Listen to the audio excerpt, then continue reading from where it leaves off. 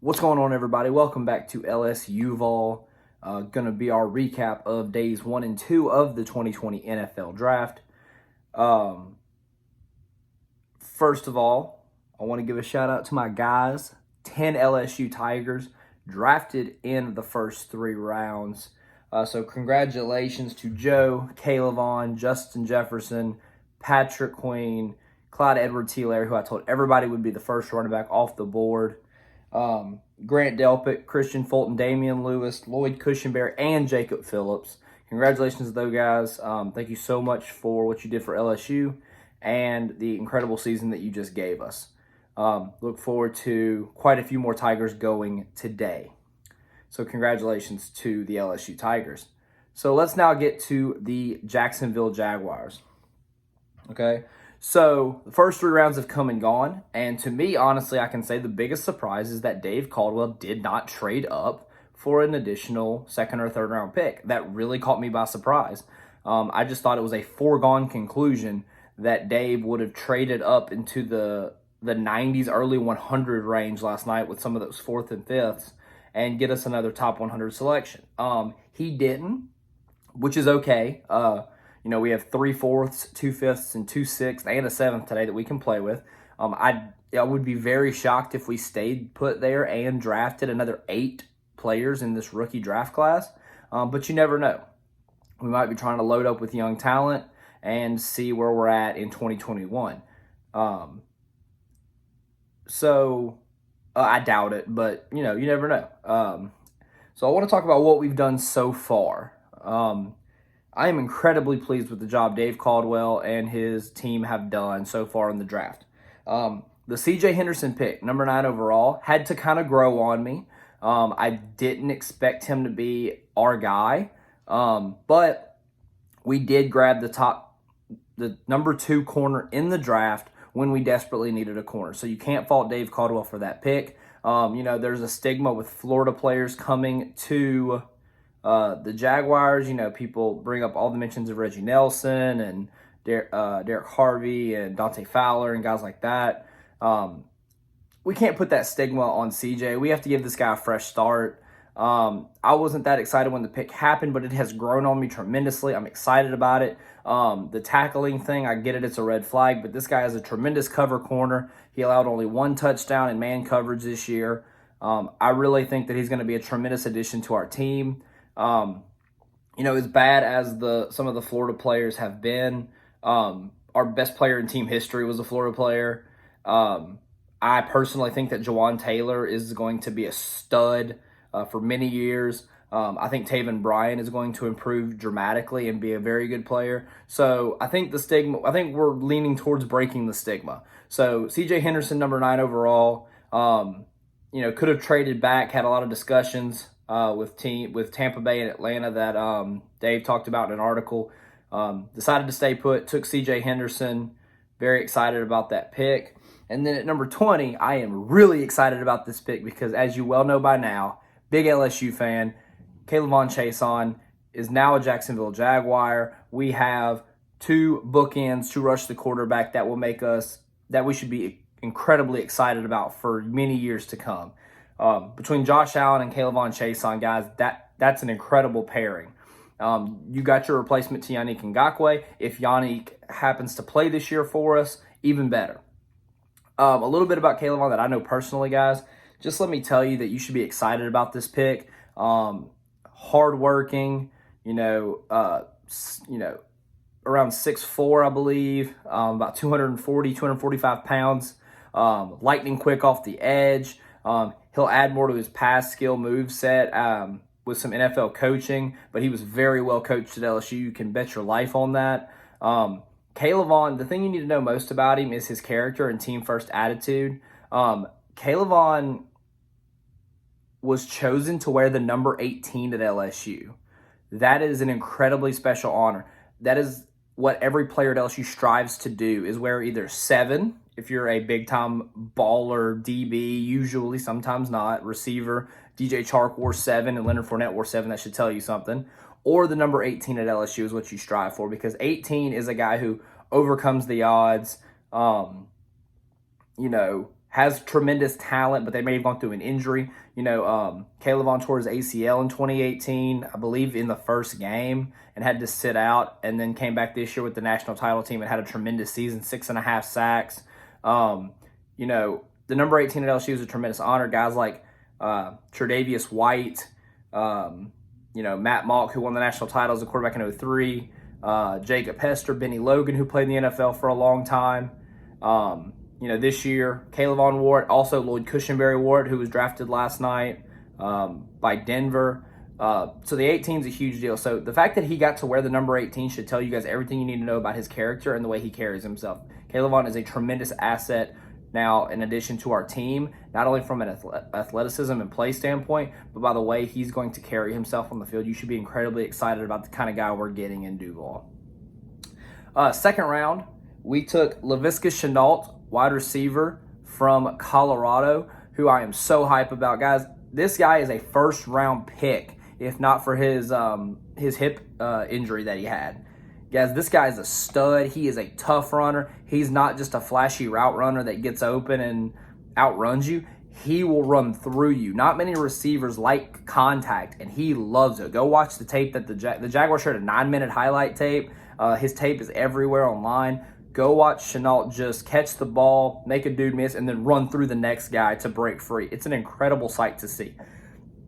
I personally think that we're about to have our best, our first real lightning and thunder type thing since we had, Jimmy Smith and Keenan McCardell. I'm not trying to put too much pressure on DJ Chark and Laviska Shenault right now, but that's the best pairing I think we've had in a long time. We never got to truly see what Marquise Lee and Allen Robinson could really do together long term, but now we're going to get that opportunity. Laviska, I believe, is going to stay healthy. He's gotten cleared, and him and DJ, along with Chris Connolly, D.D. Westbrook, and Keelan Cole, who are 3 very good receivers, we have an incredible young receiver core to make Gardner Minshew look very, very good. So, third round, number 73 overall, what some people call a little bit of a reach, but it's a guy that I'm incredibly happy we got. We get Davon Hamilton, defensive tackle out of Ohio State. This guy is a man-eater. Really just strong off the ball, all over his highlight tape, just bull rushing offensive linemen off the ball, getting to the quarterback, making the quarterback's life miserable. Doesn't always get the sack, but he always creates disruption in the play and leads to a lot of other guys getting the sack. If we do switch to a lot of 3-4 stuff, which a lot of people are talking about, you can see him being right there in the middle. I do think he can kick out. He'll play some 3-tech and 4-man fronts. I think he's athletic enough to play in the shade at the 1-tech, head up in a 0 and a 3-4, or play the 3-tech and a 4-man front. I think he can do it all because he's versatile and he's an athletic guy. I know Jordan DeLugo is really excited about this pick. He's been pushing for Davon Hamilton for about a month that I've seen, probably longer. He really has high hopes for him, and Jordan's pretty spot on usually with his opinions of players. So if Jordan's all in, then I'm all in on this guy too. I'm incredibly excited about Davon Hamilton coming to DUUUVAL. I think he's going to do great things. So we didn't make a trade. We didn't move up. We didn't grab an extra top 100 pick. We stuck with our 4. But guys, you should be really excited about this class. CJ Henderson is a drastic upgrade to what we would have had at corner had we not landed this guy. Him along with DJ Hayden, Trey Herndon, that's gonna be really fun to watch. Getting to watch Chaisson opposite of Josh Allen for the next however many years, Lord willing, it's a decade. Going after the quarterback guys is going to be phenomenal. Team first guy, all about the team, works his tail off. We're lucky to have him. Laviska Shenault is going to be so much fun to watch, whether it's running the football, speed sweeps. He lined up in the backfield a lot at Colorado because he's that good a player. You need to get the ball in his hands. In the slot, out wide, doesn't matter. Shenault brings a ton of electricity to our offense and is going to make Gardner Minshew's job so much easier. And then Davon Hamilton, monster up front, can play the 3-4 or the 4-3 down low in the trenches. Tremendous explosion off the ball, and he is going to make our team drastically better. That was such a big emphasis of need. And you look at our D-line, we lose Marcel Darius, we lose Calais Campbell, and yeah, those are monumental losses, especially in Calais Campbell's case. And if we do lose Yannick Ngakoue, that's another huge loss. But Josh Allen, Kayvon Chaisson, Gunter, Taven Bryan, Smoot, Al Woods. Guys, that's a pretty good D-line. I think that we're really going to be much better against the run this year, and we're going to be able to still really get after the passer. I think we have two young defensive ends now that Saxonville is going to make a great comeback under those two guys. So you should be as excited as I am. So with going forward, obviously I will come back tomorrow and give you guys a recap over what we do through rounds 4 through 7. We have 8 picks left. 3 in the 4th, 2 in the 5th, 2 in the 6th, and 1 in the 7th. I don't expect us to use all 8 picks, but you never know what Dave's thinking. Dave might want as much young talent as possible, which I'm cool either way. So some positions to watch for today. You would expect us to add a running back. I would love Eno Benjamin out of Arizona State or Michael Perrine out of Florida. You expect us to add a safety. I'm big on Anton Brooks out of Maryland and Kayvon Wallace out of Clemson. You would expect us to add offensive line. Sadiq Charles out of LSU or Badaz out of Wisconsin would be great additions, whether it be interior or out at tackle. You would expect us to maybe add another receiver today. Guys like Gabriel Davis, Gandy Golden, Peoples-Jones would be great additions. I would really like us to add, there was another position.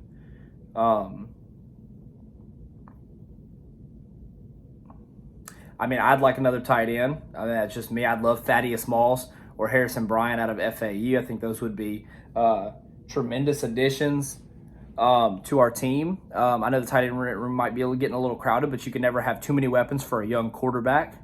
Another cornerback is something we have to address, I think, today. Amik Robertson out of Louisiana Tech is a baller. He should have already gone. He would be a steal at the top of the 4th round. Or we wait a little bit and we get the young corner out of Georgia Southern, who Kendall, I think Vidor, is another stud who's played at a smaller school, but that doesn't matter. If you can cover, you can cover. And he's played against some top-flight SEC and ACC guys in early season matchups. He's got great tape, some good tape against Clemson. So if you don't know much about Kendall Vidor, go check him out. He'd be a great addition in the maybe 5th round. So lots of options today. I'm really excited about the possibilities. Some news coming up is we are going to have a special episode in the next few days. He's been incredibly busy with all of his radio work and with the draft. But coming up soon, we are going to have Jacob Hester, who was an all-SEC running back at LSU, national champion in 2007. He also played for the San Diego Chargers and Denver Broncos in the NFL. Now works for everybody. ESPN Radio in Baton Rouge. He works directly with the LSU Tigers football team with media. He does Cox Sports. He does Sirius SEC Network Radio. So he's kind of all over the place. Does tremendous work. He's going to come on the channel to talk about what we're getting in Kayvon Chaisson. Jacob wore the number 18. Kayvon wore the number 18. There's a brotherhood and a bond there. And you'll be able to hear what he says we are getting from not just a on-the-field standpoint, but a character standpoint and a work ethic standpoint in Kayvon. So that's exciting. That's coming up in the next coming days whenever we can iron out some time with him. So enjoy the draft, guys. Let me know in the comments or on Twitter what you think we should do today. And stay safe, stay healthy. Love you guys, praying for you guys, and go Jags.